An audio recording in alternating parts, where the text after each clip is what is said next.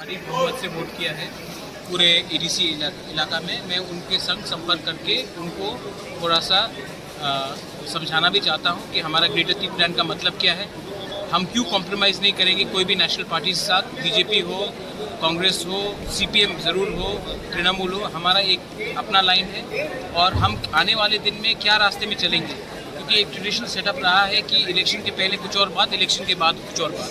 हम लोग का कोई मूड नहीं है कोई पॉलिटिकल पार्टी के संग विदाउट राइटिंग में अलायंस करने के लिए, और हमारा जो ग्रेटर टी प्लान का मूवमेंट है वो आने वाले दिन में और स्ट्रॉन्ग होगा, क्योंकि हम कॉन्स्टिट्यूशनल सोल्यूशन चाहते हैं अपने इंडिजिनस लोगों के लिए।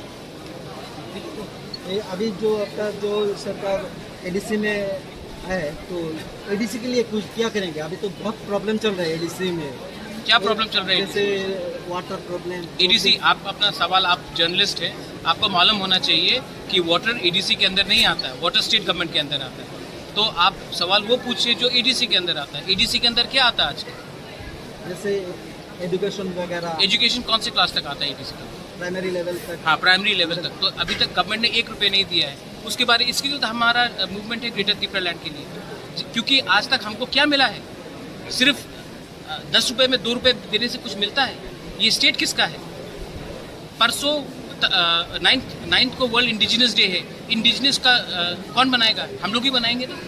तो हमको मूंगफली में कुछ देने से कुछ चलेगा नहीं। इसी के लिए हमारा ग्रेटर त्रिपुरा लैंड का मूवमेंट है under article 3 of the Indian constitution.